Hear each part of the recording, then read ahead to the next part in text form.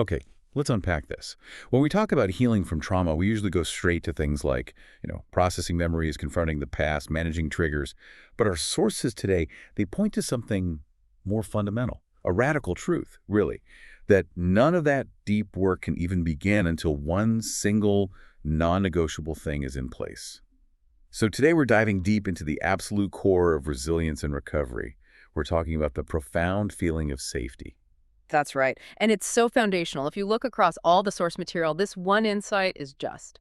It's undeniable. Trauma, at its very essence, is a disruption of your sense of security. It rewires the brain to basically assume that danger is lurking around every corner. So restoring that sense of security isn't just a goal, it is the single most important goal in any effective healing. So our mission today is to look at how safety works in two really critical ways.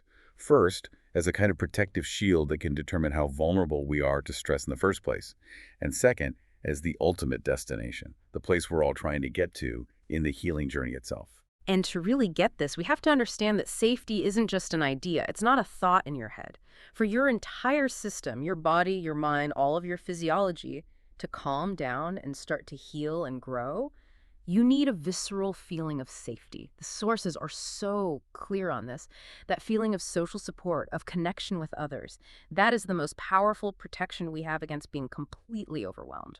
So we're talking about a feeling deep in your gut, a quiet nervous system, not just telling yourself, I'm safe, right?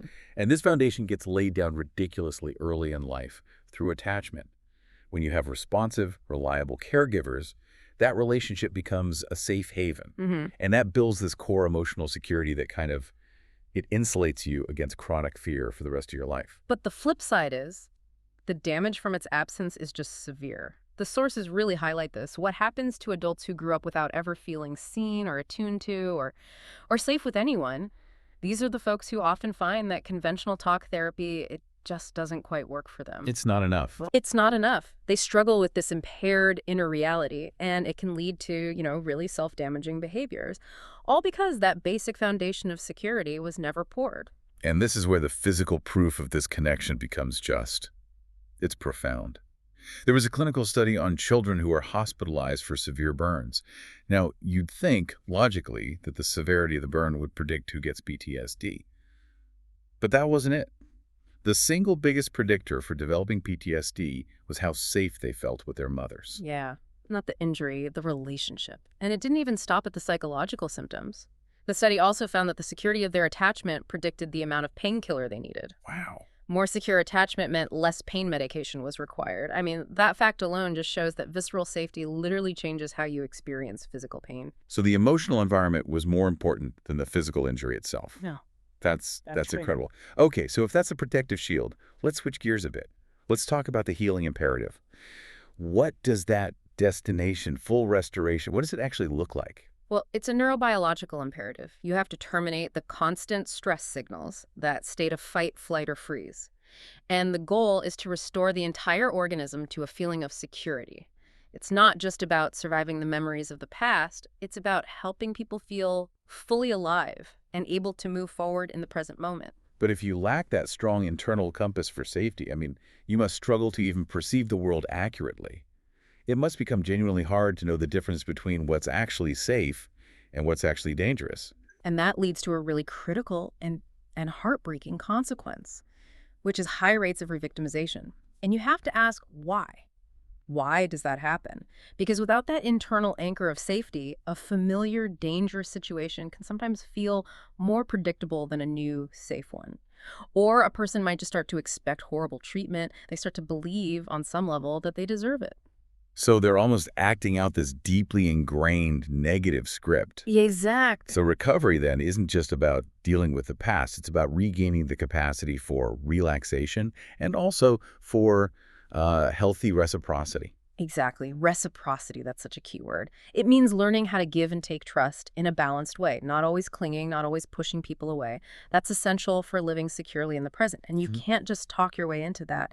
The therapeutic process has to involve a body-based experiential knowledge. Spiritual knowledge. So you actually have to feel the change, not just think about it. Precisely. The healing really depends on getting that visceral feeling back, where acknowledging the reality of your own body leads to this profound sense of being, fully in charge of your life.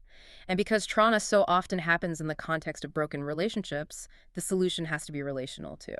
So for acute trauma, that's the basics: familiar people, food, shelter, the first steps.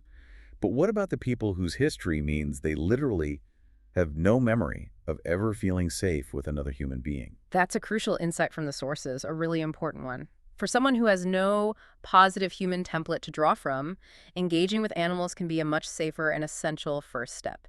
Animals can offer this unconditional, non-judgmental, present moment connection that can start to build that baseline of security where humans have failed them. That makes so much sense.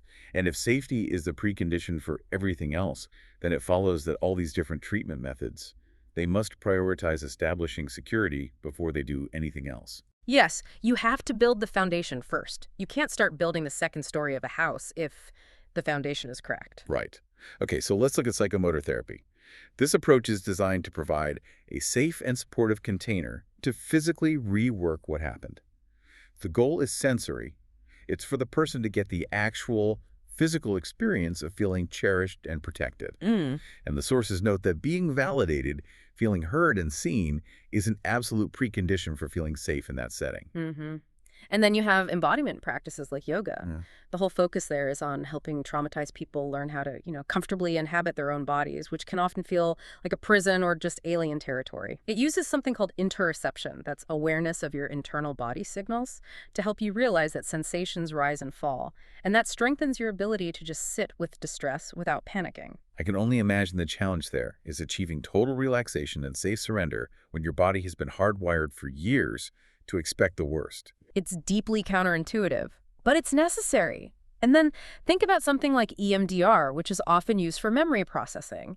Its real power, according to our sources, is that it can make it safe for people to access those trauma imprints without getting completely overwhelmed or re-traumatized. Okay, but how does it do that? How does it make it safe? Think of it like this. EMDR helps the brain file the trauma memory away calmly in the right cabinet. So instead of that file jumping out and grabbing you every time you open the drawer, you can look at it calmly.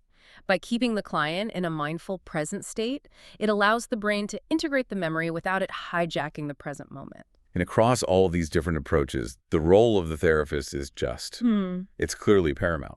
It is. The therapist has to create a reliable holding environment, a safe space. They help the patient unravel the damage and bit by bit reconstruct a peaceful sense of self. The sources are very clear on this. The therapist has to be the guide who is not afraid of your terror and who can consistently safeguard the wholeness of you as you move through it. So after all this, what does it all mean? I think the core takeaway from this deep dive is that safety is the entire infrastructure of recovery. It's everything. It's what turns that deep vulnerability into true resilience. It lets survivors reclaim their lives, fully active and present, today. It really is the platform that all personal agency is built on. That's it. And since the sources so clearly state that achieving an inner sense of safety is the key to feeling fully in charge of your life, here's something to reflect on. If internal security is truly the prerequisite for agency and independence, how does prioritizing that internal self-awareness, that feeling of safety, how does that challenge the common societal idea that recovery is just about external actions or, confrontation? That's the question to mull over.